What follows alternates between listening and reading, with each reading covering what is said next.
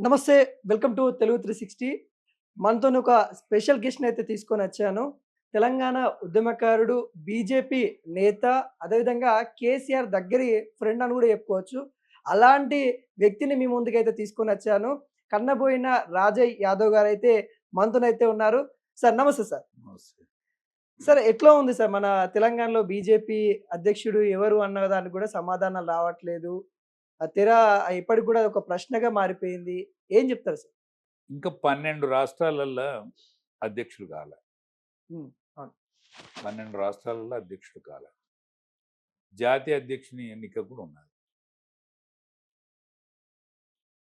ఇప్పుడు కాశ్మీర్‌లో చావు డప్పు మోగింది. హ్మ్. కాశ్మీర్‌లో చావు డప్పు మోగింది. యావత్ భారతావనే కాక ప్రపంచ దేశాలు విసిగిపోయే తీరుగా అయ్యో శాంతి నెలకొన్నది, కశ్మీర్ అందాలు చూడొచ్చుననేటువంటి ఆలోచనతోటి కశ్మీర్ యొక్క టూరిజం పెరిగింది. హ్మ్. కశ్మీర్‌ల బతుకులు బాగుపడే రోజొచ్చిందని సంతోషించినాం అందరూ. అదే సమయంలో ఓ మామ్మారిలాటువంటి వెంటాడేటువంటి పాకిస్తాన్ టెర్రరిజం మళ్ళీ పడగ విప్పింది. దాంతోటి 2 దేశాల మధ్య ఒక యుద్ధం అవుతుందా అంటే యుద్ధ వాతావరణం నెలకొన్నది. అది మొత్తం మీద నరేంద్ర మోడీ యొక్క రాజనీతిజ్ఞత వలన దానికి కామా పెట్టడం జరిగింది. ఫుల్ స్టాప్ కాకుండా కామా పెట్టడం జరిగింది. ఇటువంటి సమయంలో మనం పండుగ చేసుకోవచ్చునా? హ్మ్. ఇప్పుడు ఒక దిక్కు చావు డప్పు మోగుతా అంటే పెళ్లి డప్పులు మోగించుకుంటూ సంబరాలు పండుగలు చేసుకునే రోజు కాదు కదా ఇది. అవునవును. అందుకనే 12 రాష్ట్రాల ఎన్నికలు, 12 రాష్ట్రాల అధ్యక్షుల ఆలోచనకు కానీ సెంట్రల్ అధ్యక్షుని యొక్క ఎన్నిక కానీ తాత్కాలికంగా వాయిదా వేయబడ్డాయి. ఇప్పుడు సాధారణ జీవితం జరుగుతుంది, భారతదేశంలో అంతా సాధారణం అయిపోయింది కాబట్టి ఇప్పుడు అతి త్వరలో ఇది జరుగుతుంది. సార్ కల్వకుంట్ల కవిత గారు బీజేపీ, బీఆర్ఎస్ ఒకటే అంటే బీఆర్ఎస్‌ని తీసుకొని బీజేపీలో కలిపే ప్రయత్నం చేస్తా ఉన్నారు. ఒక కుట్ర జరుగుతా ఉందని తను చేసిన వ్యాఖ్యలు మనం చూస్తా ఉన్నాం. నిజమేనంటారా సార్? ఇలా కుట్ర ఎందుకు? దీని పేరు కుట్ర ఏంది? హ్మ్. బీఆర్ఎస్ పార్టీ ఏంది? బీఆర్ఎస్ పార్టీ ఏంది?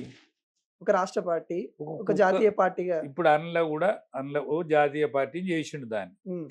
ఇప్పుడు ఉద్యమకారులు, కవులు, కళాకారులు అనేక సంవత్సరాల 1000 సంవత్సరాల బానిసత్వము, 75 సంవత్సరాల స్వాతంత్రం కింద ఈ తెలంగాణ ప్రాంతం మగ్గి, తెలంగాణ ప్రాంతం కష్టాలు, బాధలు, కన్నీళ్ళు వీటన్నిటికీ అందరూ ఓర్చుకొని ఏనాటి నుంచో ఉనుక కుంపటిగా మసలేటువంటి ఈ తెలంగాణ యొక్క బాధ, అమాయకత్వం, పేదతనం, బడుగు బలహీన వర్గాల యొక్క భవితవ్యం కోసం జరిగిన పోరాటంలో అందరు అసూలు బారితే 1200 మంది ఈనాటి ఉద్యమంలో, 360 మంది ఆనాటి ఉద్యమంలో అసూలు బాసిన చరిత్ర దీన్ని. అవును.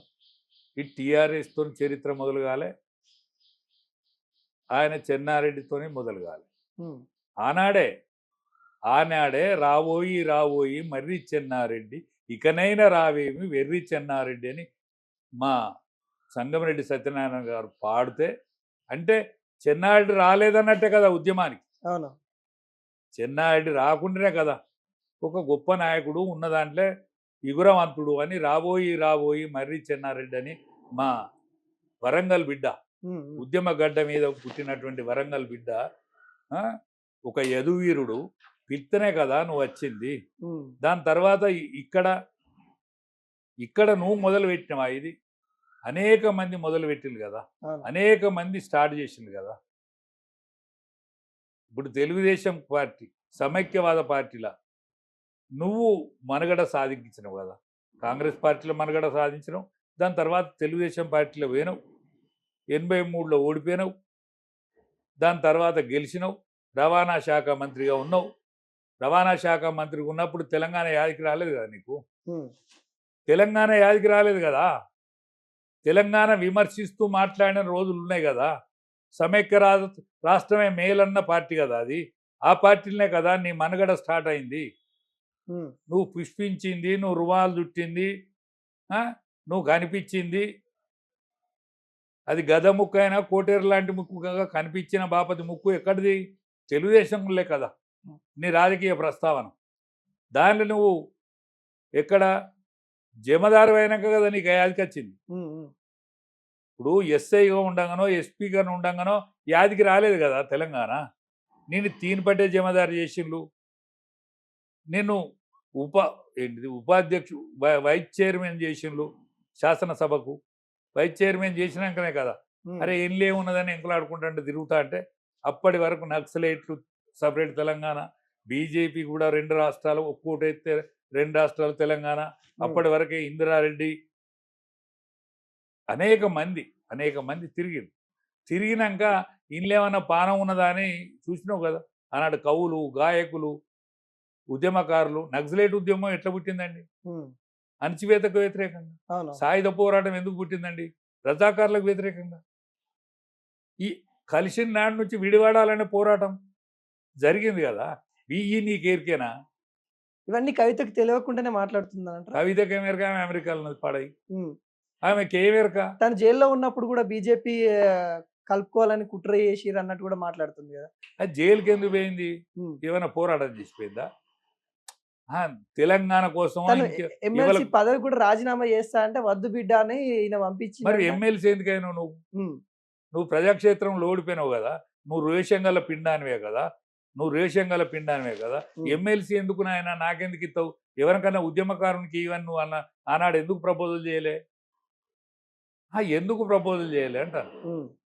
అరే సోయి ఉండాలయా. అంటే నువ్వు ఎక్కడున్నావు ఉద్యమం నాడు? నువ్వు యాడున్నావు? మీ అన్న ఆడున్నాడు. ఉమ్, మీ అన్న కండువ కప్పినోడు ఇదే రాజయ్య యాదవ్ కదా. సభ్యత్వం ఇచ్చినోడు ఇదే రాజయ్య యాదవ్ కదా. ఉమ్, ఆయన బేరాలు చేసుకొని బతుకుతున్నమాట నిజం కాదా? మా అన్న ఎక్కువ బతుకుతాడు కావచ్చు అని నువ్వు వచ్చినావు కదా వెనకసిరి. ఆయనకు ఓ పాత్ర దొరికిందని నాకే పాత్ర అని మళ్ళీ ఎంకులాడినావు కదా. ఎంకులాడితే మా బతుకమ్మ, మా బహుజనుల బతుకమ్మను కదా నువ్వు పట్టుకుంటే. మా అటువంటి పిచ్చోళ్ళు, తెలంగాణ పిచ్చోళ్ళు కదా నిన్ను నెత్తికెత్తుకున్నది. మీ అమ్మ ఆడిందా బతుకమ్మ? మీ ఇంట్లో ఆడినలా బతుకమ్మ? నువ్వు అమ్మగారింటికి ఆడినావా చిన్నప్పుడు? బతుకమ్మ పాట వచ్చా నీకు? ఉమ్, ఈ బహుజనులది కదా బతుకమ్మ. గొల్లోల బతుకమ్మ, శాలుల బతుకమ్మ, సాకలుల బతుకమ్మ, మాదిగోల బతుకమ్మ. క్రిస్టియన్స్ల గల్వన్ నాడు మాదిగోలు కూడా బతుకమ్మ వేర్చినలు కదా. మాలోళ్ళ బతుకమ్మ. మీకు బతుకమ్మ ఉన్నదా? దొరలకు బతుకమ్మ ఉన్నదా? జనార్దన్ ఇంట్లో బతుకమ్మ వేర్చిన్లా? రామస్వామి సురేందర్ రెడ్డి ఇంట్లో బతుకమ్మని వేర్చిన్లా? మీ అమ్మమ్మ గారింటికి పోయి నువ్వు బతుకమ్మ ఆడినావా? మా అమ్మమ్మ ఇంటికి మా చెల్లె పోయిందే, నా భార్య తల్లిగారింటికి పోయిందే, మా చెల్లెను మా ఇంటికి తీసుకొచ్చుకున్నామే. అట్లేమన్నా జరిగిందా మీ ఇళ్ళల్లో? మీకు ఉన్నదా బతుకమ్మ అసలు? నువ్వు పెట్టిన పార్టీ ఏంటి? నీదేంటిది సాంస్కృతిక? ఏంటిది? జాగృతి పార్టీ. జాగృతి పార్టీ కాదు. జాగృతితో వింగు, కళాకారులతో వింగు, కవులతో వింగు, రాష్ట్రంతో వింగు, పాడతోందో వింగు, స్టూడెంట్తో వింగు, బీసీలతో వింగు, రైతులతో వింగు. ఈ వింగులలో ఇదో వింగు. ఆ వింగుకు నువ్వు ఓనరు కాదు, కబ్జాదారు. బతుకమ్మ ఎవరి? సాంస్కృతిక కార్యక్రమాలు ఎవరు? బోనం ఎవరు చేస్తారు? బొట్టు ఎవరు పెడతారు? కాళ్ళకు పసుపు ఎవరు రాసుకుంటారు? బహుజనులు రాసుకుంటారు కదా. మీ ఇంట్లో బోనం ఎత్తుకున్నారా? ఒకసారి చెప్పు, మీ ఇంట్లో బోనం ఎత్తుకున్నారా? తనే తెలంగాణ తల్లి, తెలంగాణ బిడ్డను అన్నట్టుగా. అరే తెలంగాణ బిడ్డ ఎంత? ఆమె ఎంత అవుతుందా? అసూలు బాసిన వాళ్ళు కాదా బిడ్డలు? కేసీఆర్ బిడ్డ అంటే తెలంగాణ. కేసీఆర్ బిడ్డ అయితే మాకేందా? కేసీఆర్ ఎవరు? అసలు కేసీఆర్ ఎవరు అంటానా? తెలంగాణ ఉద్యమం ఈ కేసీఆర్ తో పుట్టలేదు కదా. 62లో నువ్వు ఉన్నావా? తెలంగాణ కేసీఆర్ 62 ఉన్నాడా? 62 ఉన్నాడు. ఈయన ఏడుండే 62లో ఈయన లేడు కదా. అచ్చా, రావోయి మర్రి చెన్నారెడ్డి అంటే మర్రి చెన్నారెడ్డి కూడా లేదు అన్నట్టు కదా. నక్సలెట్లు తీర్మానం చేసి స్వర్గీయ సాయిబాబారావు గారు తీర్మానం చేసినప్పుడు నువ్వు ఆయన దగ్గర పోయినావా? ఉమ్. సాయిబాబారావు దగ్గర పోయి నువ్వు తీర్మానం చేసుకురావా అన్నా అని అడిగినావు. మరి ఎందుకు అన్నిట్లో లేనప్పుడు తెలంగాణ జాతిపిత మా నాన్నగారికి నోటీసులు ఇవ్వడము, తెలంగాణ యావత్ తెలంగాణ 4 కోట్ల ప్రజలని కించపరిచినట్టని తను పదే పదే మాట్లాడుతా ఉంది. జాతిపిత ఎవరు? గాంధీ జాతిపిత. అసలు గాంధీ స్వయం ప్రకటిత జాతిపిత. ఉమ్, గాంధీ కంటే ముందుగా ఎవరు? సుభాష్ చంద్రబోస్. సుభాష్ చంద్రబోస్ ఉరికోయకెక్కిన ఆయన ఎవరు? ఉమ్, లాహోర్ జైల్లో ఉరి తీయబడ్డటువంటి ముగ్గురు మహనీయులు ఉమ్, వాళ్ళు కదా త్యాగధనులు. సుభాష్ చంద్రబోస్ హిందూ ఆజాద్ హిందూ ఫౌజ్ ఏర్పాటు చేసిన కదా, ఆయనకు కదా ఇంగ్లీష్ వాళ్ళు భయపడ్డది. జపాన్తో పొత్తు కలిసిండు కదా, జపాన్కు సహకారం చేసి జపాన్ ద్వారా బ్రిటిష్ వాళ్ళని ఓడించేటువంటి ఆలోచన చేసిండు కదా. బ్రిటిష్ వాళ్ళు ఆయనకు భయపడరు కదా, గాంధీకి భయపడలేదు కదా. ఉమ్, అసలు గాంధీ కోట ఎందుకు ఇడిచిండు? గాంధీ కోట ఎందుకు ఇడిచిపెట్టిండు? అంబేద్కర్ పేరొత్తాందని కదా. ఉమ్, అరే వాడు కోటు తొడుక్కున్న పేరొత్తాంది, నా ఎవడు కాంతలేడని నువ్వు కోటు ఇడిచినావు కదా. కోటు ఇడిచిన నీ దగ్గరికి ఎవరు రాకపోతే ఆ కోటు కూడా ఇడిచినావు కదా, బరివాతున్నావు కదా. ఉమ్, నీ కుట్ర వలనే కదా, గాంధీ గారి కుట్ర వలనే కదా ఈ ఆటికి వరకు హిందూ ముస్లిం వాళ్ళ సందు ఇదే గడబడి ఉన్నది. పాకిస్తాన్లో మన హిందూ సోదరులు ఏరి వాళ్ళందరినీ కథం చేసిండ్రు కదా. శవాల పీనుగలు ట్రైన్లు వచ్చినాయి కదా గాంధీ కారణంగా. కాంగ్రెస్ పార్టీని ఆనాడే ఆ మానీయులు అన్యం కని ఇక దీన్ని రద్దు చేస్తాం, కాంగ్రెస్ పార్టీ తెలంగాణ మన రాజ్యం తెచ్చింది, స్వతంత్ర రాజ్యం తెచ్చింది అని ఆలోచన చేసినప్పుడు నెహ్రూ గాంధీ కుట్ర వల్లనే కదా కాంగ్రెస్ని ఇవాళ ఉన్నది. ఇవాళ కండె కూకినట్టు కూకి కింద అంత షార్ట్ హెల్ప్తో కనిపిస్తుంది 3 రాష్ట్రాలలో. అది కూడా ఉండేటట్లేదు. అంటే కాంగ్రెస్ పార్టీకి ఆ గతి పట్టించినోడు ఎవడు? నెహ్రూ కాదా? ఇందిరా గాంధీ కాదా? రాహుల్ గాంధీ కాదా? రాజీవ్ గాంధీ కాదా? సోనియా గాంధీ? వీళ్ళందరూ గాంధులా? వీళ్ళకున్న గాంధీకి ఏం సంబంధం? గాంధీ కోట ఆయన గుజరాత్ ఉన్నోడు, వీళ్ళు కశ్మీర్ బ్రాపర్లు. ఆయనే భారతదేశానికి జాతిపిత అని అంటారు. ఈయన తెలంగాణ జాతిపిత. ఆయన కూడా స్వయం ప్రకటితుడు. కేసీఆర్ కూడా. కేసీఆర్ కానీ బిడ్డ జాతిపిత అంటాంది. ఎవ్వరు దిక్కులేడా? నిన్ను వేనవల్ల పొగుడాలి కదా జనం మా జాతి పిత అని.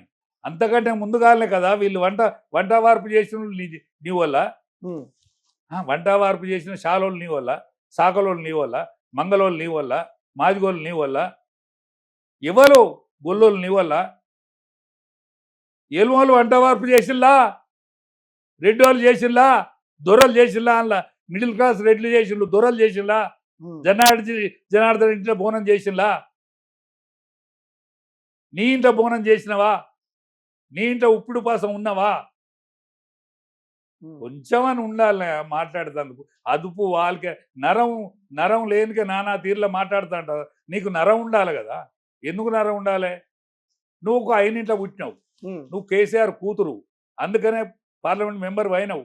లేకపోతే నిన్ను దేకతోడు లేడు, నిన్ను చూసేవాడు లేడు. నీ ఇంట్లో బతుకమ్మ లేకున్నా కూడా మా అటువంటి తెలంగాణ పిచ్చోళ్ళు బతుకవ్వే అన్నారు నిన్ను. ఎందుకు మీరు కేసీఆర్ ఒకప్పుడు చాలా మంచి దోస్తులు అని కూడా తెలుసు, వాళ్ళ కుటుంబంలో కూడా మీకు మంచి సంబంధం కూడా ఉండేది, మంచిగా ఉండేవాళ్ళు. మీకు ఇద్దరికి ఏడా చెడిందంటే ఏం చెప్తారు? కాదయా, నేనేం అడిగినని చెడింది? నేనేం అడిగిన ఆయనను? ఆయన నన్ను మెదక్ పార్లమెంట్ పంపుతున్నాడు, ఆయనే నన్ను రాజ్యసభ పంపుతున్నాడు, ఆయనే ఎమ్మెల్సీ చేస్తానన్నాడు. నేను అడిగిన ఆయన అంటే నేను అడగలేదు కదా. అంటే ఫ్రెండ్స్ వల్ల చేస్తా అనొచ్చు కదా మీరు. ఎందుకు చేయలే మరి? అడిగినోడు ఎందుకు చేయలే? చేయకుండా నిన్నేమనలేదు కదా. నేను చేయకుండా కూడా నిన్ను ఏం అడగలేదు కదా. పోలీసు వాళ్ళ దగ్గర పోయి నా పేరున్నదా లేదా అని లిస్ట్లో చూసుకున్నా. అర్ధరాత్రి కనుక నీతో కలిసి ఉండే చనువు ఉండేదే. 8.5 సంవత్సరాలు నేను మెదక్ జిల్లా ఇన్ఛార్జినే.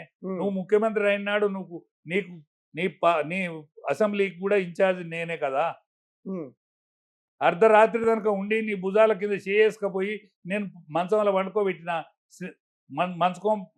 పండుకోబెట్టినే కదా. ఎందుకు మరి అలాంటి రాజయ్య మేము ఇలా చూడాల్సి వస్తా ఉంది అంటే ఏం చెప్తారు? ఆయన అడగాలి మీరు. రాజయ్య యాదవ్ నీతో జైలుకి వచ్చిండా? రాజయ్య యాదవ్ మెదక్ జిల్లాకు ఇన్ఛార్జ్ ఉన్నాడా? మెదక్ జిల్లా ఇన్ఛార్జ్ పోను నీకు కూడా ఇన్ఛార్జేనా? నీ కాన్స్టిట్యున్సీ కూడా ఇన్ఛార్జి వహించిండా? ఇవన్నీ ఆయనను అడగాలి మీరు ఒకసారి. ఆయనను ఒకసారి అడగండి. మీకు ఏమైనా అవకాశం ఉంటే, ఇంటర్వ్యూ ఇచ్చే అవకాశం ఉంటే రాజయ్య యాదవ్ అనే తోడు ఈ పార్టీకి ఉండనా? నీతో పాటు 5 జైల్లోకి వచ్చినప్పుడు ఆయన కూడా వచ్చిండా? అడగండి. ఉమ్, అడగకపోతే మీ వేదిక ద్వారా నేను అడుగుతానా? ఆయన చెప్పే అవకాశం ఉంటే చెప్పాలి. చూసే అవకాశం ఉంటే నేను మాట్లాడిన మాటలు చూడాలి. కావాలనే కొంతమంది విమర్శిస్తా ఉన్నారు ఏంటంటే ఎట్లాగో బీజేపీ బీఆర్ఎస్ ఒకటే కాబట్టి రాజయ్యని బీజేపీలోకి పంపించారు అన్న వాదన కూడా వస్తా ఉంది. కాదే బీజేపీకి ఏం అక్కరున్నారు వీళ్ళు? ఉమ్, వీళ్ళు ఎంత వీళ్ళు ఇప్పుడు వీళ్ళకి పూష అయింది, కొంగలు దొక్కిన మడుగైంది. అది కొంగలు దొక్కిన మడుగైంది. కుక్కలు చెప్పిన విస్తరాకైంది ఆ పార్టీ. 18 ఏళ్ళ నుంచి 32 ఉన్న యువకుడు నీ పార్టీలో ఉన్నాడు ఎవడన్నా? ఆనాడు మనకు ఉద్యమ కాలంలో 18 ఏళ్ళ నుంచి 35 ఏళ్ళోడు మన పార్టీలు ఉండే కదా. వాడు ఏడి 18 ఏళ్ళోడు 45 ఏళ్ళు అయిండే. ఉమ్, ఆనాడు 30 ఏళ్ళు ఉన్నోడు ఇవాళ 60 ఏళ్ళు అయిండే. ఒకని కాలు వంకర పోయింది, ఒకని కన్ను వంకర పోయింది, ఒకని పక్షవాతం వచ్చింది, ఒకని భార్య చచ్చిపోయింది, ఒకని కొడుకు నౌకర్లేదు, ఇంకో కొడుకు పిచ్చోడైండు. నానా యాగ అవుతాను కదా, కళ్ళకు నీళ్లు వస్తాయి కదా వాళ్ళు గుర్తుకొస్తే. ఉమ్, ఉమ్. వాళ్ళు ఎవరన్నా ఉన్నారా? ఉద్యమకారులు ఉన్నారా నీ పార్టీలో? చెప్పు. మళ్ళీ కొట్టిన వాళ్ళు ఉన్నారా? మళ్ళీ తిట్టిన వాళ్ళు ఉన్నారా? నీ చుట్టూ ఎవరున్నారు? ఉద్యమకారులు ఒక్కడని ఉండాలి కదా. ఉమ్, ఉద్యమకారులు ఎవరున్నారు? ఇప్పుడు నీ కుటుంబం ఉద్యమంలోది కాదు. నువ్వు ఉద్యమానికి క్యాప్టెన్. ఉమ్, నీ కుటుంబం లేదు అంటే నీ బిడ్డ లేదు, నీ కొడుకు లేడు. మీ అల్లుడు మాతో పాటు ఉండే, ఉమ్. మీ మేనల్లుడు మాతో పాటు ఉండే, హరీష్ రావు గారు. హరీష్ రావు గారు. ఉమ్, మాకంటే ఈ సమయత్తు పని చేసినా ఎక్కువనే పని చేసిండు. ఉమ్, మరి ఆయన పేరు తీస్తలేవు కదా, ఆయన పేరు కూడా తీస్తలేవు కదా. ఉమ్, ఇప్పుడు పాటలు పాడిన ఆయన, పాట రాసిన ఆయన, డోలు కొట్టిన ఆయన, మధ్యలో కొట్టిన ఆయన, ఉమ్. డప్పు కొట్టిన ఆయన, దెబ్బలు పడ్డోడు, జెండా బాతినోడు, జెండా ఎత్తినోడు. ఏమి అధికారం చేంజ్ చేసిందంటారా కేసీఆర్ ని? అధికారం వల్లనే ఇదంతా మార్పు వచ్చిందంటారా? ఫ్యూడల్ మనస్తత్వం అండి. ఫ్యూడల్ తెలియరు. ఉమ్, ఫ్యూడలిజం అనేది కనిపించకుండా ఉండేదే ఫ్యూడలిజం. ఉమ్, కడుపులు ఉంటుంది ఫ్యూడలిజం. ఉమ్, ముఖం నవ్వుతుంది, కళ్ళు చూస్తాయి, మనం మంచిగానే చూసిండు అనుకుంటాను కానీ కడుపులంతా విషయం ఉంటుంది. ఉమ్, ఎవరిని ఓర్వరు. తాడిత వర్గాలను, పీడిత వర్గాలను వాళ్ళ పేర్లు చెప్తారు వాటికనే. ఉమ్, వాళ్ళ వాటికనే పేర్లు చెప్తారు. ఎస్సీ, ఎస్టీలు, బీసీలు, మైనార్టీలు వీళ్ళందరి కోసమే మేము బతుకుతాను అన్నట్టు చెప్తారు. మరి ఇన్నేళ్ళు వాళ్ళ బతుకులు మీ బతుకులకు ఎంత తేడా? ఉమ్. వాళ్ళ బతుకులకు మీ బతుకులకు ఎంత తేడా? అవును. మీకు అది వరకు ఏం ఆయమైన కారు కూడా లేకుండే కదా కేసీఆర్ గారు. మీకు ఆయమైన కారు లేదు కదా. మీరు ముత్తిరెడ్డి యాదగిరి రెడ్డి కార్ల వరంగల్కి వచ్చింది నిజం కాదా? ఉమ్, మీరు ఎమ్మెల్సీ నయీం సాబ్ ఏదో ఉండే, ఆయన కారులో తిరిగింది నిజం కాదా? మీ కారు కూడా లేదు కదా. మనం సాయంకాలం కూర్చున్నప్పుడు నంజుకోవడానికి మిర్చీలకు కూడా పైసలు లేవు కదా. ఉమ్. మిర్చీలకు కూడా పైసలు లేవు కదా. అప్పుడు జమాన్లా జమాన్లా మనం కలిసిన రోజు 2001 100 ఎకరాల కొద్ది ఫామ్ హౌస్. ఎట్లా వచ్చింది, ఎక్కడ వచ్చింది, ఎందుకు వచ్చింది? ఉమ్, నీ ఇల్లు అప్పుడే ప్రారంభం కదా. ఉష్కెల్నే కూర్చుండేది కదా మనం కింద. ఉష్కెల్నే కూర్చుండేది కదా మనం కింద.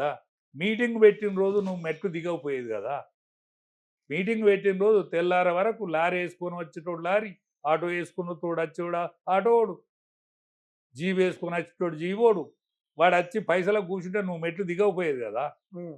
ఈటల రాజేందర్ వచ్చి ఎవరికి ఇచ్చేది వానికి ఇచ్చి పోయినాక కదా నువ్వు మెట్లు దిగింది. అందరు వేయలే అంటే అప్పుడు దోస్తాను మళ్ళీ వాళ్ళ వాళ్ళ దోస్తాను అలాగుంటుండే. అరే ఈటల రాజేందర్ 100 ఎకరాలు అమ్మిండయా. ఆ, ఉద్యమం కోసం 100 ఎకరాలు అమ్మి కాలబెట్టాడు. ఆయన నెల్లకొడితే ఈ పార్టీలు. ఈయన 100 ఎకరాలు అమ్మిన వాళ్ళు వెళ్ళిపోయారు, 100 ఎకరాలు సంపాదించుకున్న వాళ్ళు ఉన్నారు. ఎట్లా అంటారు? అరే మన కొట్టినోళ్ళు తిట్టినోళ్ళు ఎవడెవడు తిట్టిండో. ఎర్రబెల్లి దయాకరావు తిట్టిండు, ఉమ్, ఉమ్. శ్రీహర్ సాబ్ తిట్టిండు, టీడీపీలో ఉండే వీళ్ళంతా. శ్రీహర్ సాబ్ తిట్టిండు, ఉమ్, మన మైనంపల్లి హనుమంతాన కొట్టిండు, ఎవరిని హరీష్ అని కొట్టిండు. ఓ, ఉమ్, ఉమ్, చేవెల చెల్లెమ్మకు మనకు ఏం సంబంధం లేకుండా ఉమ్, ఉమ్, ఉమ్. ఎవరైతే దెబ్బలు కొట్టేవాళ్ళు. ఇప్పుడు మన తలసాని శ్రీనివాస యాదవ్ సాబ్ ఉమ్. బెదకులో మమ్మల్ని జరిగిండు. ఆ, వాళ్ళందరినీ దగ్గర పెట్టుకుంటే మమ్మల్ని అందరినీ నిలబడి.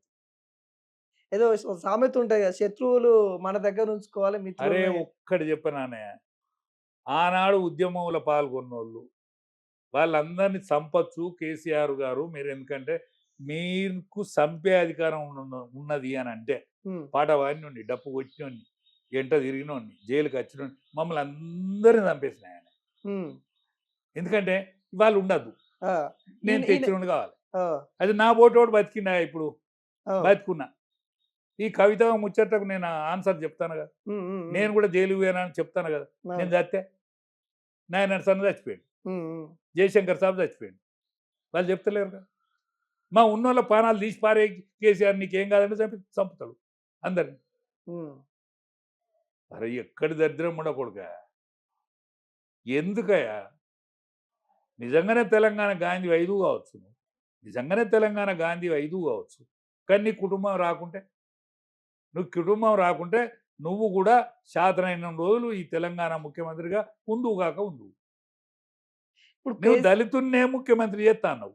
తొలి ముఖ్యమంత్రి దళితులే, బీసీలే, వీళ్ళదే, ఉమ్, వీళ్ళే తాడితులు, పీడితుల రాజ్య విముక్తి కోసం అనే పోరాడినావు కదా. అవును, నువ్వు కాపలా కుక్కలాగానే ఉంటానన్నావు కదా. కుక్కపై ఎందుకు సింహాసనం ఎక్కినట్టు? నేను మియా బీబీ అన్నావు కదా, నీ సంతానాన్ని ఎందుకు రప్పించినట్టు? ఉమ్. నేను మియా బీబీ అన్నావు కదా, నీ సంతానం ఎందుకు వచ్చింది? ఇప్పుడు ఎట్లా కేసీఆర్ కుటుంబంలో ఒక్కరు కూడా మంచి వాళ్ళు ఎవరు లేరంటారా? అంటే మంచి వాళ్ళంటే కేటీఆర్ తెలికలోడే, ఉమ్, అందాల సుందరాంగుడే, ఉమ్, ఇంగ్లీష్ కూడా మంచిగా ధారాళంగా మాట్లాడుతుంది. ఉమ్, గెలిస్తే నవ మన్మధుడందరూ, ఓడిపోయాడు కాబట్టి గర్విష్ట అంటాను. ఉమ్, గర్వం ఉన్నదా లేదా కానీ గర్విష్ట అంటాను. ఉమ్, అచ్చా ఇంకా నీకు పశ్చాత్తాపం రాలేదు కదా. కేటీఆర్ గారు పశ్చాత్తాపం వచ్చిందా? మేము ఎక్కడో పొరపాటు చేసినట్టున్నది. నా చెల్లె అమెరికాలో బతికేది, నేను అమెరికాలో బతికేది, మా నాయన దగ్గర రూపాయి లేదు, అయినా మా నాయనని ముఖ్యమంత్రి చేసిండ్రు మీరు, మమ్మల్ని అందరికి పదవులు ఇప్పించిండ్రు మీరు, మేము ఎక్కడనో మీ మనసు నొప్పించినాం అని అంటాడా? ఉమ్, అంటలేడు కదా. ఏమంటాడు? తెలంగాణ ప్రజానీకం తప్పు చేసింది, అందుకనే అనుభవిస్తాన్లు, ముక్కి భూమికి రాకి పొర్రు దండాలు పెట్టి టీఆర్ఎస్ఏ గత్యంతరమని మా కేసీఆర్ను మళ్ళొకసారి పట్టం కట్టడానికి వాళ్ళ తప్పు ఒప్పుకొని చెంపలేసుకొని తిరుగుతానని అంటాను కదా. ఉమ్, మేము ఎక్కడనో పొరపాటు చేసినట్టు సుమా. నువ్వు 25 సంవత్సరాల ఉత్సవం చేసినావు కదా, ఆనాడన్న మాట్లాడరా? మేము మీరెక్కడి నుండి వచ్చిండ్లు, మీరు ఇంత ఉద్యమాన్ని నా దగ్గర రూపాయి లేని కాలం కూడా ఇంత ఉద్యమాన్ని నడిపి ఇంత దూరం తీసుకొచ్చిళ్ళు అని చెప్తే ఏమవు? ఉమ్, అయితే అమరవీరుల ఫోటోలు అన్ని పెడతాం, సందు లేకపోతే నువ్వు అది నివాళులు అర్పించవా? 5 నిమిషాల మౌనం పాటించవా? కాలోజీ ఫోటో పెట్టవా? జయశంకర్ సాబ్ ఫోటో పెట్టవా? 6 ఆనాడు జైలు పోవాల్సి ఉంటే కానీ 5 అయిపోయినాం. జయశంకర్ సాబ్ చచ్చిపోయా, నాయన నరసన్న చచ్చిపోయా, నేను విజయరామరావు సాబు ఆ పార్టీ నుంచి వెళ్ళిపోతే ఒక్క కెప్టెన్ లక్ష్మీకాంతరావు ఫోటో పెడితే ఏమైంది? ఉమ్, ఆయన ఇంట్లో ఎన్నిసార్లు తిన్నావు, ఎన్నిసార్లు పన్నావు? ఉత్తర తెలంగాణకు ఆఫీసు ఉండాలని ఆఫీసు కరీంనగర్లో కట్టావు, ఆడేమన్నా తిన్నావా? అక్కడేమన్నా పన్నవా? కెప్టెన్ సాబ్ ఇంటికన్నా కదా పన్నది. ఆ కెప్టెన్ సాబ్ బొమ్మ పెడితే నీకేమైనా అయిందా? కాలోజీ బొమ్మ పెడితే నీకేమన్నా అయిందా? మీ అయ్య కొడుకుల ఫోటో పెట్టుకునేందుకు మీకేం హక్కు? అది మీ పార్టీ కాదు కదా. సార్ ఇది తెలంగాణ నేనే తీసుకొచ్చాను, తెలంగాణ కొట్లాడి కష్టపడి 60 ఏళ్ళ కొట్లాట ఫలించింది, నేను తీసుకొని వచ్చానని కేసీఆర్ చాలా విషయాలలో చెప్పారు. అంటే తెలంగాణ వచ్చే మూమెంట్లో మీరు కేసీఆర్ ఒకే దగ్గర ఉన్నారని కూడా తెలుసు మాకు. ఒకే దగ్గర ఉండి మీరు చూశారు, దగ్గరుండి కూడా చూశారు. అసలు ఏంటి ఆ తెలంగాణ వచ్చిన రోజు ఏం జరిగిందంటే ఏం చెప్తారు? మేము ఢిల్లీలో ఉంటివి ఆ రోజు. ఆంధ్ర ఎంపీలు పొగ బాంబులు ఎత్తాను, ఉమ్, అందులో పొగ బాంబులు ఎత్తాను. అవునవును. పొగ బాంబులు వేసే టైంలో ఏం జరిగిందంటే సుష్మా స్వరాజ్ పార్లమెంట్లో బిల్లు మీరు పెట్టండి, నువ్వు బిల్లు పెట్టకపోతే నేను శిరోముండనం చేసుకొని పార్లమెంట్ ముందట ధర్నా చేస్తానని చేస్తానని సోనియా గాంధీని డిమాండ్ చేస్తూ పార్లమెంట్లో మాట్లాడింది. ఉమ్, మాట్లాడితే నా వాళ్ళే, నా కాంగ్రెస్ పార్టీకి చెందిన వాళ్ళే పొగ బాంబులు ఎత్తాను, మీరు సమర్థిస్తారంటే నాకు బిల్లు పెడతా అని ఆమె చెప్పింది. ఎస్ నేను సమర్థిస్తా, లేకపోతే ధర్నా చేస్తాను. రెండిట్లా ఏదో ఒకటి తెలుసుకుంటా. ఎందుకంటే మేము చిన్న రాష్ట్రాలకు కట్టుబడి ఉన్నాం, తెలంగాణ కట్టుబడి ఉన్నాం, మేము తీర్మానం చేసినాం, మేము కట్టుబడి ఉన్నాం, మేము చేస్తాం. మీరు కూడా తీర్మానం చేసినారు కాబట్టి మీరు దానికి కట్టుబడి ఉండాలని ఆమె గద్దిచ్చింది. అప్పుడు విజయశాంతి ఎంపీ ఉండే, ఆమె పోయింది. ఈయన పార్లమెంట్కు మేము ఇద్దరం ఒకటే రూమ్లో ఉన్నాం. అరే పోదాం బారాదే, మరి నువ్వు బారాదే, నేను గ్యాలరీ పోతాను, నువ్వు బారాదంటే ఏమనం పోతే అయితే అది ఊదు కాలేదు, పూరి లేదు, నేను ఒక్క పోసి కానీ ఏం చెప్తానే. ఆమె గద్దిరిస్తాంది, ఆమె గద్దించి పెడుతుంది, ఆమె ఊకోదు. సుష్మా స్వరాజ్ నీటి నాయకురాలు, గొప్ప పేరున్న నాయకురాలు, వక్త. వాళ్ళు మాట ఇచ్చిందంటే మాట కట్టుబడి ఉండేటోళ్ళు. ఎస్ అట్లనే జరుగుతుంది అని అంటే ఆమె ఆనాడు ముగ్గురు ఉండిరి. ఎవరు? మీనా కుమారి, సోనియా గాంధీ, సుష్మా స్వరాజ్. ఈ ముగ్గురి ఆధ్వర్యంలో పార్లమెంట్లో పాస్ అయింది. పార్లమెంట్లో పాస్ అయినాక రాజ్యసభలో పాస్ కావాలి. రాజ్యసభలో ఆర్థిక బిల్లు మీద చర్చ ఉన్నది. అద్వానీ గారు కూడా రాజ్యసభలో అది బిల్లు పాస్ కాదా అని అద్వానీ గారు ఈ పొగబాంబులు ఎత్తాలి కదా పార్లమెంట్లో, ఎత్తా అంటే పెద్ద మనిషిని విద్యాసాగర్ రావు పక్కకు తీసుకుపోయాను రూమ్లకు. విద్యాసాగర్ రావు తీసుకుపోయేపటికే విద్యాసాగర్ రావుకు తెలిసింది ఈ విషయం. తెలిసి ఆయన పోయి రాజ్నాథ్ సింగ్, ఆయన సభాధ్యక్షుడు, అప్పుడు ఆయన పార్టీ అధ్యక్షుడు, రాజ్నాథ్ సింగ్ల ముందట కాగితాలు ఇసురు కూర్చాడు. అరే ఏది సాగర్జీ ఏం గుసరాయా అది అని అడిగిండు ఆయన. అడిగితే మీరు తెలంగాణ ఇస్తున్నారు, మాట ఇచ్చిండ్రు, మేము తీర్మానం చేసినాం, ఒక్క రాష్ట్రాన్ని ఒక్క ఓటు 2 రాష్ట్రాలని కాకినాడలో తీర్మానం చేసినాం, ఎట్లా మీరు గిట్లా ఎట్లా చేస్తారు అది అని అంటే, అరే నువ్వు కోపానికి రాక నేను అరుణ్ జైట్లీకి చెప్తా, నువ్వు అరుణ్ జైట్లీ కలువు అంటే ఈయనే కేసీఆర్ అత్తలేడు అరుణ్ జైట్లీ దగ్గర. కేసీఆర్ రాకపోతే వినోద్ గారు కేకే, ఈ కేకే వినోద్ గారు వీళ్ళందరూ కలిసి కేసీఆర్ను మెల్లగా బుధగరించి పట్టుకపోయినాక సాగర్జీ ఆడనే ఉన్నాడు. సాగర్జీ అరుణ్ జైట్లీ దగ్గర ఉన్నాడు. ఆయన ఫోన్ చేసిండు, ఈయన ఎవరు రాజ్నాథ్ సింగ్ గారు ఫోన్ చేసిండు అరుణ్ జైట్లీకి, మీరు ఆర్థిక బిల్లు మీద ఇవాళ చర్చించకండి, చర్చిస్తే టైం అయిపోతుంది, పాపం తెలంగాణకి ఇచ్చిన మాట మనం తప్పద్దు కాబట్టి మీరు ఆర్థిక బిల్లు మీద చర్చ ఉపసంహరించుకొని దీనికి అనుమతి ఇవ్వండి, దీనికి ఒప్పుకుంటే ఇక్కడ బిల్లు పార్లమెంట్లో బిల్లు అయింది, ఇక్కడ అవుతుంది. గప్పుడు బదిలాడితే వచ్చింది నాకు అరుణ్ జైట్లీ దగ్గర. ఆయన ఆర్థిక బిల్లు ఏదైతే ఆర్థిక బిల్లు ఉండనో, ఇవో బిల్లు గిదేనాయా నేను ఇచ్చేది ఉండే, ఇక సాగర్జీ తీసుకోమంటే సాగర్జీ చింపేసిండు దాన్ని, విద్యాసాగర్ రావు చింపేసిండు. అంటే తెలంగాణ నీ ఒక్కంత కోసం రాలేదు కదా, నీ చేతను నా చేతను వరమడిగిన కుంతి చేతను వాసవి చేతను అరేయంగా 6 వలన కర్ణుడు చచ్చిండు, నీ ఒక్కంతోని కాలేదు కదా. అనేక పార్టీలు తీర్మానం చేసినాయి, అనేక పార్టీలు కొట్లాడినాయి, అనేక పార్టీలు కావాలని అనుకుంటున్నాయి కదా. మన పార్టీ ఎంత ఆడ, మన సంఖ్య ఎంత నువ్వు ఎట్లా తెచ్చినావు? ఇక్కడ ఉవ్వెత్తున లేచిన ఉద్యమం కదా, వంట వార్పు కదా, మిలియన్ మార్చి కదా. అరే తెలంగాణ ప్రజానీకం అంతా కోడై కూతాను సుమా, మనం ఒప్పుకున్నది ఇయ్యకపోతే తప్పవుతుంది అనేటువంటి ఆలోచనకు ఉభయ పార్టీలు, ఆనాడు ప్రతిపక్షమైన బీజేపీ, ఆనాడున్న కాంగ్రెస్, ఈ ప్రజాపక్షం ఏదైతే లేచిందో వాళ్ళందరినీ నువ్వు లేపలేదు కదా. కోదండరామ ఏడవేండు, మిలియన్ మార్చుకున్నాడు, మనం ఏడున్నాం, ఇంట్లున్నాం. నేను అరే బద్నాం అయితే మేము పోవాలంటే ఎవడు చేస్తే వాడు పోతాం అన్నాడు. ఒక్క హరీష్ రావు పాల్గొన్నాడు అలా, ఒక్క హరీష్ రావు మిలియన్ మార్చిలో ఒక్కడే. మరి ఇట్లా మొన్న కూడా సెలబ్రేషన్ చేసుకునేటప్పుడు కూడా కాంగ్రెస్ ఏమో తెలంగాణ ఇచ్చిన వాళ్ళు సెలబ్రేషన్ చేసుకుంటారు, ఈయనేమో తెలంగాణ తెచ్చినా ఈయన సెలబ్రేషన్ చేసుకుంటారు. ఇక్కడ మధ్యలో కొట్లాడిన వాళ్ళు ఎవరు కూడా స్పందించట్లేదు. ఎలా చూస్తా ఉన్నారు? ఒకటే ప్రజలకు రావాల్సిన తెలంగాణ రాలే, వాళ్ళంతా నారాజులు. అరే మనం అనుకుంటేమి బడుగు బలైన వర్గాలు, ఎస్సీ ఎస్టీలు మనం అనుకున్న రాలేదు కదా.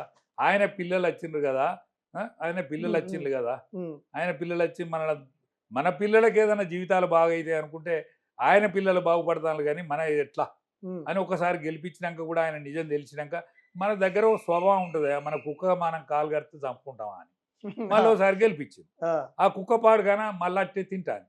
నువ్వే కాదు నీ ఎమ్మెల్యేలు, నువ్వే కాదు నీ సర్పంచులు, నువ్వే కాదు నీ ఎంపీటీసీలు, నువ్వే కాదు నీ జడ్పీటీసీలు, ఎంపీపీలు, వీళ్ళంతా ఎవరిని అందుకున్నంత వాళ్ళని ప్రజానీకాన్ని దోపిడీ చేసి తిప్పలు పడే వరకు అరే బీజేపీడు బీసోడే అంటాను కానీ వీళ్ళు అత్తడో రాడో ఈ ఓటు మురిగిపోద్దు అని కాంగ్రెస్తో గాల పెడితే ఢిల్లీని తిప్పుకొని ఈయన రేవంత్ రెడ్డి ముఖ్యమంత్రి. ఢిల్లీకి కావాల్సింది ఏందో ఆయన సప్లై చేసి ముఖ్యమంత్రి. ముఖ్యమంత్రి అయినాక కదా ఆయన అదే పనులు ఉండే. ఆయన ఎందుకంటే ఆయనది పార్టీ కాదు, ఆయనది పార్టీ కాదు, ఆయన పార్టీ కాదు కాబట్టి అది ఢిల్లీని ఏదైతే అరుచుకున్నాడో ఆయన పార్టీ కాదని నేను చెప్తలేను, ఆయనే చెప్పిండు. ఏమని? నేను ప్రైమరీ సెక్షన్లో ఒక్క కాడ చదువుకున్నా, కాలేజీ తెలుగుదేశంలో చదువుకున్నా, నౌకరి రాహుల్ గాంధీ దగ్గర చేస్తాను అంటాడు. నౌకర్ రాహుల్ గాంధీకి లంచం ఇచ్చి చేసినప్పుడు లంచం ఆ పైసలు పట్టుకోవాలి ఎంత ఇచ్చారు అంత వసూలు చేసుకోవాలి కదా. అంత 300 చేసుకుంటాడు ఎవడైనా, ఇచ్చినంత చేసుకుంటాడా? ఇప్పుడు అప్పు పెడతామా దాని మిత్తుడా? ఉంటది. హైదరాబాద్ భూములే కదా. ఇప్పుడు కేసీఆర్ పిల్లలు దోచినా లేకపోతే నీ అన్నదమ్ములు తిరుగుతానన్నా హైదరాబాద్ భూములే కదా. అందుకనే ఇవాళ జనం ఏ జనం అయితే తెచ్చిందో ఆ జనం కామ్ ఉన్నారు. 18 ఏళ్ళ నుంచి 30 ఏళ్ళ ఉన్న యువకుడు ఆనాడు ఉద్యమం లేడు, వాడు ఉద్యమంలో లేడు. కానీ వాడు ఏమంటాడు? బీసీలు, ఎస్సీలు, ఎస్టీలు, దాంట్లో చైతన్యం వచ్చింది ఆ పిల్లలలో. మా తరంలో మేము బతకలేదు. మా తరం మేము బీసీ ముఖ్యమంత్రిని చూస్తామా లేకపోతే బీసీ సర్పంచ్ని చూస్తామా అని మేము కలగనేందుకు కూడా వీళ్ళేని బాధలు ఉండే. మా కళ కూడా చక్కగా రాకపోయేది. కానీ మీ తరాన్ని చూసినాక మా తరానికి సరైన కళ వస్తాను. ఖచ్చితంగా పిల్లలు చేస్తారు. ఆనాడు ఉద్యమం చేసిండ్రు, ఉద్యమం చేసి తెలంగాణ సాధించిండ్రు. ఇవాళ బీసీల కోసం పోరాడుతాను. ఇవాళ బీసీ ఉద్యమం వస్తుంది. సరి అయిన తెలంగాణ మనకు రాలేదు. రేపు రాబోయే రోజులు సరి అయిన తెలంగాణను తెచ్చే దిశగా నడుస్తాయి, అడుగులు పడతాయి. ఖచ్చితంగా 18 ఏళ్ళ నుంచి 30 ఏళ్ళు ఉన్న యువకులు డైరెక్ట్ మోడీ కనెక్షన్కి వెళ్ళిపోయారు. మోడీ వాళ్ళ పరిపాలన కూడా ఏంటంటే ఫస్ట్ మోడీ బీసీ, దాని తర్వాత అనేక రాష్ట్రాలలో ఇప్పుడు భూభాగంలో వైశాల్యం కలిగినటువంటి మధ్యప్రదేశ్కు ఒక యాదవ్ ముఖ్యమంత్రి, జాట్స్ వెల్మలు, మన దగ్గర వెల్మలు రెడ్లు ఎట్లయితే ఈ తెలంగాణ ప్రాంతాన్ని కానీ ఉమ్మడి ఆంధ్రప్రదేశ్ని కానీ పరిపాలించిందో జాట్స్ పరిపాలించే హర్యానా రాష్ట్రానికి ఒక బీసీ ముఖ్యమంత్రి ఉన్నాడు. ఇవాళ ఒక ఆయన ఎస్టీ ముఖ్యమంత్రి ఉన్నాడు. ఒక ఆయన సమర్థుడైన అటువంటి కాంగ్రెస్ పార్టీలో పనిచేసి సమర్థుడైన ఆయన ఒరిస్సా ముఖ్యమంత్రి ఉన్నాడు. ఇవన్నీ అయితే వీళ్ళందరినీ కూడా చేస్తాను కాబట్టి ఇవాళ బీసీ ముఖ్యమంత్రి అయ్యే అవకాశం బీజేపీ ద్వారానే ఉన్నది. సార్ తెలంగాణలో ఇక కేసీఆర్ 10 సంవత్సరాలు పరిపాలించిండి, ఆయన వెళ్ళిపోయాడు. కాంగ్రెస్ వాళ్ళు వచ్చిర్రు, వీళ్ళు వచ్చి 17 నెలలు అవుతుంది దాదాపుగా. ఎట్లా అనిపిస్తా ఉంది తెలంగాణ? మనం కొట్లాడిన తెలంగాణ మీరు అనుకునే విధంగా ఉందంటారా? ఎట్లా? ఒక్కటే తెలంగాణకి ఏదైతే ఆశించిందో సంపూర్ణ తెలంగాణ రాలే. అద్దుల తెలంగాణ వచ్చింది, హక్కుల తెలంగాణ రాలే. ఎవరికి హక్కు కావాలి? రెడ్లకు హక్కులు అవసరం లేదు, రావులకు హక్కులు అక్కర్లేదు. ఎందుకంటే వాళ్ళిద్దరే మన హక్కులను హరించారు. కాంగ్రెస్ పార్టీ అంటే రెడ్లు, కాంగ్రెస్ పార్టీ అంటే రెడ్లు. టీఆర్ఎస్ అంటే అది అకావికలమైన టీఆర్ఎస్ కూడా చచ్చిపోయిన పీనుగకు కూడా వాడే భాషగా కట్టాలి. వాడన్న కట్టాలి, మన కొడుకన్న కట్టాలి, మన బిడ్డన్న కట్టాలి. ఇంకెవ్వరు కట్టుతుంది వీళ్ళే. కాబట్టి విస్కిన్లు మెజారిటీ ఎవరైతే ఎస్సీ ఎస్టీ బీసీలు ఉన్నారో ఈ మెజారిటీ వాళ్ళు ధైర్యానికి వచ్చింది. ఇప్పుడు మీ తరం మా తరం తేడా ఉన్నది. మీ తరం నాగరిక కుటుంబాలంటే నాగరిక ప్రపంచంలో పేపర్ చదువుతాడు, టీవీ చూసేటోడు, సోషల్ మీడియా చూసేటోడికి కొన్ని అనుమానాలు ఉంటాయి. కానీ వాడు స్ట్రాంగ్ అయి ఉన్నాడు. ఎవడు? ఊరోడో తీరు స్ట్రాంగ్ అయ్యాడు. ఊరోడోమో బెంచద్ మనోడు ఈసారి కావాలి అనే దాంట్లో ఉన్నారు. సిటీ ఓడు, ఈ సిటీలో వాళ్ళు హిందువులైన, సిటీ వాళ్ళు హిందువులైన. ఈ యుద్ధమో కథో కార్ఖానా వీనికి తెలిసినంత కిందని తెలియదు కదా. వాడు ఆ తీరుగా గట్టిగాయండి, వీడు ఈ తీరుగా గట్టిగా. కాబట్టి రాబోయేది బీసీల రాజ్యం. ఎవరన్నా అనకున్నా ధైర్యంతో ఉండాలి. బీసీలు ఖచ్చితంగా వస్తారు. ఎందుకంటే నా రింగుల ఎంట్రీల కాల్చేది చూస్తాను నేను. ఎవడు మనోడు సర్పంచ్ అవుతాడా, ఎవడు మనోడు జడ్పీటీసీ అవుతాడా, ఎవడు మనోడు ఎమ్మెల్యే అవుతాడా? సంగమరెడ్డి సత్యనారాయణ మంత్రి అయిన రోజు నేను పట్టు లాల్చి దొరుకుని ఉరుకొచ్చిన, అంత సంబరం. అరే మనోడు మంత్రి కూడా అయ్యిండు, నేను మంత్రితో సెకండ్ తీసుకోవచ్చు, మంత్రిని ముట్టుకోవచ్చు, అంత ఆతురత. కానీ అటువంటిది ఇవాళ బీసీ ముఖ్యమంత్రి చూసి రోజు ఎన్నో రోజులు లేదు. బీజేపీతో సాధ్యమైతే అంటారా? బీజేపీతో మాత్రమే సాధ్యం. బీజేపీలో అంతర్గత గొడవలు అయితే ఉన్నాయంట కదా, బీజేపీలో కూడా అంటే అంతర్గత. ఏ పార్టీలనైనా గొడవలు లేనని నేను చెప్పా. ఉమ్, ఇప్పుడు బీజేపీకును ఇతర పార్టీలకు తేడా ఏంటంటే బీజేపీలో పాలల్లో నీళ్ళు కలుపుతారు, ఉమ్, మిగతా పార్టీలల్లో నీళ్ళలోనే పాలు కలుపుతారు. ఉమ్, ఇది క్రమశిక్షణ కలిగిన ఒక కార్యకర్తల సమూహం. ఒకసారి అధిష్టాన వర్గం నిర్ణయం తీసుకున్నదంటే ఆ నిర్ణయానికి కట్టుబడి ఉంటారు అందరూ. ఇంకోటి ఏంటంటే కొందరి బీజేపీ కాకుండా అందరి బీజేపీ కావాలనేది ఇవాళ ఉన్న నాయకత్వం ఆలోచిస్తారు. ఉమ్, అప్పుడు కొందరు బీజేపీగానే ఉన్నారు, పరిమితమైన వ్యవస్థలు ఉండేది. ఉమ్, ఇప్పుడు అపరిమితమైన వ్యవస్థలు ఉండాలని. దానికి ఉదాహరణ ఒక కాంగ్రెస్ పార్టీలో మంచి సెలెక్టెడ్ రెవెన్యూ మంత్రిగా ఉన్నటువంటి వ్యక్తిని ఒక ముఖ్యమంత్రి చేసి, ఉమ్, ఇవాళ పశ్చిమ బెంగాల్ రాష్ట్రానికి తృణమూల్ కాంగ్రెస్ తృణమూల్ కాంగ్రెస్ నుంచి వచ్చిన వాళ్ళను ఇవాళ ఆయన ప్రతిపక్ష నాయకుడు, రేపు పాపోయే ముఖ్యమంత్రి. అంటే ఇవాళ అనేక మందిని ఏరిన నిష్ఠాతం ఉమ్, ఈ అన్నమలై లాంటి వాళ్ళు అంటే కొత్త ఆయన ఉమ్, అయినా ఏరి అధ్యక్షుని చేశారు. మళ్ళీ ఆయన ప్రాచుర్యం కోసం వేరే వ్యవస్థను నిర్మాణం చేస్తారు. అన్నాడీఎంకుతో పొత్తుకు వీళ్ళు ఏమన్నా ఇబ్బంది పెడతారా, ఆయనను చూసి ఇబ్బంది పడతారా అని ఆయనను కేంద్రానికి తీసుకుపోయారు. అంటే ఇటువంటి విస్తృత స్థాయిలో ఇవాళ మహారాష్ట్ర లాంటి రాష్ట్రంలో ప్రాంతీయ పార్టీలు అంతరించినాయి, ఉమ్, ఉత్తరప్రదేశ్లో ప్రాంతీయ పార్టీ అంతరించింది, బీహార్లో కూడా అంతరించడానికి తయారుగా ఉన్నాయి ప్రాంతీయ పార్టీ. అందుకనే ఈ పార్టీలు వాళ్ళ చరిత్ర చూస్తే, హిస్టరీ చూస్తే, రాష్ట్రపతులను అబ్దుల్ కలాం చేసి ఒక ఎస్సీ రాష్ట్రపతిని చేసింది, ఒక ఎస్టీ రాష్ట్రపతిని చేసింది. అంటే ఇంత సాహసం ఇవాళ ఎన్నడూ కాలేదు కదా. అంటే ఆ సీటు మీద గా వర్గం కూర్చోదనుకున్న వర్గం కూర్చున్నది కదా. అంటే ఈ నిలబెట్టే సాహసం, మాట్లాడింది చేసే సాహసం. రాముని గుడి కడతాం అందరూ కట్టి తీరిలా 500 సంవత్సరాల రాముని గుడి కళ సాకారం చేసింది కదా. 370 ఆర్టికల్ తీసివేసింది కదా. ట్రిపుల్ తలాకును ఆమోదించింది కదా. ఏదైతే చెప్తారో ఉమ్మడి పౌర స్మృతి, అందరికి ఒకే చట్టం ఉండాలి, అందరికి ఒకే నిదానం ఉండాలని ఎంత కష్టమైనా దాన్ని శ్రమించింది కదా. ఇవాళ కాశ్మీర్ 370 ఆర్టికల్ రద్దయినాక ఆ ఔన్నత్యం వేరు కదా. ప్రపంచ దేశాలలో మనం తలెత్తుకొని తిరిగేటువంటి వ్యవస్థను ఇవాళ బీజేపీ కాలంలో చేయగలిగింది కదా. ఇవాళ నరేంద్ర మోడీ నాయకత్వాన్ని ప్రపంచ నాయకత్వం కూడా గుర్తించే స్థితికి ఆ నాయకత్వం వచ్చింది కదా. ఇన్ని ఔన్నత్యం కలిగిన, ఇన్ని విలువలు కలిగినటువంటి రాజ్యంలో ఈ తెలంగాణ సంపూర్ణ తెలంగాణ అవతరిస్తుందనే విశ్వాసం నా బోటు కొంత సహజం అనుకుంటాను.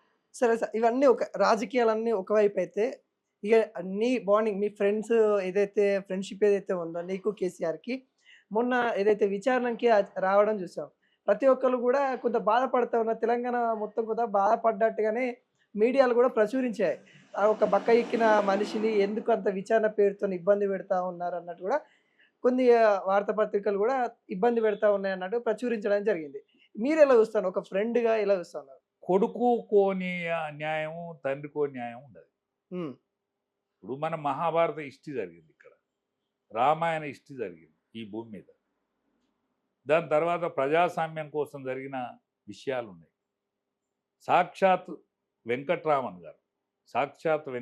గారు సుప్రీంకోర్టు జడ్జిని నియమించే అధికారం ఆయనకు మాత్రమే ఉంటుంది. ఆయనే సుప్రీంకోర్టుకు పోయి ఏదో వాంగ్మూలం ఇవ్వాల్సిన అవసరం ఏర్పడితే సుప్రీంకోర్టు బెంచ్నే ఆయన ఇంటికి పిలిపించుకునే చట్టం ఉన్నది మనకు. ఆ మన దగ్గర న్యాయ వ్యవస్థకు సల్యూట్ చేసే విధానం చాలా గొప్పది కదా. అందుకని వెంకట్రామన్ గారు హాజరై ఆయన వాంగ్మూలం ఇచ్చిండు కదా. సుప్రీంకోర్టు జడ్జి చెప్పిండట, నీ స్టేట్మెంటును టైపిస్ట్ అందుకోలేకపోతాడు, నిమ్మలంగా టైపిస్టుకు అందే తీరుగా మాట్లాడవని అన్నాడట వెంకట్రామన్ గారిని ప్రశ్నిస్తే. అలాంటి వెంకట్రామన్ కంటే కేసీఆర్ గారు గొప్ప కాదు. ఎవరైనా, జయలలిత ఒక రాష్ట్రానికి ముఖ్యమంత్రి, ఆమె జైలుకే పోయింది కదా. అరే ఒక రాష్ట్రానికి ముఖ్యమంత్రి, ఒక మహిళా ముఖ్యమంత్రి పోవచ్చునా అని అన్నావా? కనిమొలి ఉమ్, కరుణానిధి కూతురు జైలుకే పోయింది కదా. అయితే అందులో అందులో నువ్వు పాస్ సక్సెస్ అయినావు, నీ బిడ్డ కూడా జైలుకి పోయింది. ఉమ్, అందులో నువ్వు సక్సెస్ అయినావు, పోటీలో సక్సెస్ అయినావు. వాళ్ళు కూడా ఎదుర్కొన్నారు కదా, ఉమ్. మరి నువ్వెందుకు ఎదుర్కోవు? నీకు ఓ న్యాయం, మందికి ఓ న్యాయమా? అంటే కక్షపూరితంగానే కాంగ్రెస్ చేస్తా కక్ష ఉంది. కాంగ్రెస్కి ఎందుకు హక్కు ఉంటుంది? ఉమ్, ఒక జడ్జిని ఇచ్చింది. జడ్జు ఆయనే ఘోష్ ఆ, ఈజ్ ఎ బేష్. ఆయనే ఆయనకు కూడా అన్యాయం ఉంటుందా? వేసినోడు కాదు. ఉమ్, ఇప్పుడు ప్రభుత్వంలోకి వచ్చింది కాబట్టి వాడు చేయవలసిన పని చేయాలి. అవును. న్యాయ విచారణకు ఎవరెవరిని పిలవాలి వాళ్ళు పిలుస్తారు. పిలిస్తే తప్పేమవుతుంది? పిలిస్తేనే. కాళేశ్వరం కాదు కూలేశ్వరం అన్నట్టు మాట్లాడతారు. అసలు ఎలా చూస్తా ఉన్నారు? ఎందుకంటే అంత పెద్ద ఒక్కటే ఒక్కటే ఇక్కడ పొరపాటు ఏం జరిగిందంటే, నా మానసపుత్రిక ఉమ్, నా మానసపుత్రిక అన్నీ నేనే చేసిన ఉమ్, అని అన్నాడు కేసీఆర్ గారు. దాని మీద ఎక్కువ స్వప్నంగా అన్నాడు. అట్లా మాట్లాడకపోనుండే. అది మంచా చెడ్డా దానికి అధికారులు ఉంటారు, దానికి సైంటిస్టులు ఉంటారు, దానికి టెక్నికల్ పర్సన్స్ ఉంటారు. వాళ్ళ ఆలోచన ప్రకారం నేను వాయిన్యం విన్నో బదిలాడి పైసలు పట్టుకొచ్చిన మన అందరి కష్టాలు తీరుతాయి అని చెప్పనుండే. ఉమ్, ఉమ్, ఆయన ఓన్ చేసుకునే ప్రయత్నం చేసిన వాళ్ళు ఏం లాభం వస్తుంది అనుకోవడం మన్నో మశానో. ఉమ్, అది పొరపాటే కదా. అది ముందుగాల మమ్మల్ని అందరినీ ఎరకలేని అందరిని పోయి బస్సులు పెట్టి చూసిరమ్మనే ఇంకా పోలీసు వాళ్ళని ఆ, పెట్టేవారికి అనుమానం వస్తుంది కదా ఏ అవునవును. మనిషికైనా. ఇవన్నీ చిన్న చిన్న పొరపాటుతోనే పెద్దగా అనుకుంటారు, కానీ నిజంగా పొరపాటు ఉంటే పొరపాటు తేలుతారు. సార్ ఒకవేళ మీరు కేసీఆర్కి ఎదురు పడితే మీరు ఏం చెప్పదలుచుకుంటారు? ఏమైనా చెప్పదలుచుకుంటారా? ఎదురు పడితే ఇప్పుడు దండం పెడతా, ఉమ్, ఎదురు పడితే దండం పెడతా. అటువంటి సిచ్యువేషన్ అయితే మా మధ్య రాదు. ఎదురు పడితే దండం పెడతా. ఒక బీసీ ముఖ్యమంత్రి అయినాక ఆయన పతన వ్యవస్థ మొత్తం అయిపోయిన తర్వాత ఆయన ఇంటికి పోతా పిలవకున్నా. ఆయన ఉమ్, ఎక్కడుంటే అక్కడికి పోతా. ఉమ్, ఆయనతో టైం పాస్ చేస్తా. అన్న నువ్వు వినకపోతివి కదనే, దళితున్నే ముఖ్యమంత్రి అంటివి, మమ్మల్ని అందరిని ఎల్లగొడితివి, ఆ? ఈ ఉమ్, ఈ కష్టం వచ్చే, ఈ ఓటమి చవి చూడాల్సి వచ్చే, మనము కష్టపడి కట్టుకున్న గూడు చెదిరిపాయే, ఉమ్, ఏందన్నా ఇది తప్పు కదనే. ఉమ్, ఇప్పటికైనా నీ వలనన్నా సోయి తెచ్చుకొని నియంతలు మనసు మార్చుకొని నియంతృత్వం ఇక జరగది, ఈ తెలంగాణలో జరగదని అనుకోవాలన్నా అని చెప్పారు. అంటే మీరు బీసీ ముఖ్యమంత్రి అయిన తర్వాతనే బీసీ మనస్ఫూర్తిగా మాట్లాడతారంట. బీసీ ముఖ్యమంత్రి అయిన తర్వాత మాత్రమే ఆయన ఇంటికి పోతా. ఉమ్, ఆయన పిలవకున్నా పోతా, ఆయన రానియకున్నా పోతా. రానియకుండా ఎట్లా పోతారు? అంత పెద్ద ఇప్పటికే కంచెలు వేసుకున్నారు. ఏం వేసుకున్నా కూడా నేను వచ్చిందని తెలితే పిలుతాడు, ఆ, నేను ఇప్పుడు పోయినా పిలుతాడు, కానీ నేను ఇప్పుడు పోదలుచుకోవాలి. ఇట్లా తెలంగాణ ప్రజలకి ఏం చెప్తారు? అంటే నువ్వు ఏదైతే బీసీ ముఖ్యమంత్రి అనే అంటున్నావు కదా, తెలంగాణ ప్రజలకి ఇప్పుడు ఏం చెప్పదు? అనేక సంవత్సరాలు కష్టాలు, బాధలు, కన్నీళ్ళు, మన పిల్లల బాగోగులు, మనమందరం బాగుపడదామని, మన కన్నీళ్లు దూడ్చే రోజు వచ్చిందని, అందరితో పాటు మనం బతుకుతామని. ఓనాడు అంటరానితనం ఉండే దళితులకు, ఎస్టీలకు ఓ తీరు బాధ ఉండే, బీసీలకు ఓ తీరు బాధ ఉండే, వెట్టి చాకరి ఉండే, మన స్త్రీలను కూడా దొరలు ఆనాటి జమీందారులు ఓర్వలేదు. మనం ఎన్నో మానభంగాలకు నిలయమైపోయాం, ఎన్నో కష్టాలకు నిలయమైనాయి. ఈ కష్టాలన్నీ బాయాలంటే మనకు నిజమైన తెలంగాణ రావాలి. మనం వచ్చిన తెలంగాణ అద్దుల తెలంగాణ, కానీ మన హక్కుల తెలంగాణ రాలేదు అని. ఈ అద్దుల తెలంగాణ కాకుండా హక్కుల తెలంగాణ, మన వాళ్ళే పరిపాలించే, మన మెజారిటీ ప్రజలు పరిపాలించే తెలంగాణ కోసం మీరందరూ కృషి చేయాలని నేను చేతులెత్తి దండం పెడతాను. Thank you. చూసారు కదండి, బీసీల రాజ్యాధికారం కోసం అని మన రాజా గారు కదిలినని కూడా చెప్పుకోవచ్చు. మనం కూడా దానికోసం మన వంతు సహాయంగా అయితే చేయాలి. ఏదైతే ఇప్పటికీ భౌగోళికంగా తెలంగాణ వచ్చింది కానీ సామాజిక తెలంగాణ రాలేదని కూడా మనందరికి కూడా అర్థమవుతున్న పరిస్థితి అయితే నెలకొంటా ఉంది. తెలంగాణలో కూడా మరి సామాజిక తెలంగాణ కూడా రావాలని కూడా మేము కూడా మా ఛానల్ ద్వారా మేము కోరుకుంటా ఉన్నాం. చూస్తూనే ఉండండి తెలుగు 360. మరో ఇంటర్వ్యూతో మరో గెస్ట్తో మీ ముందుకు వస్తాం.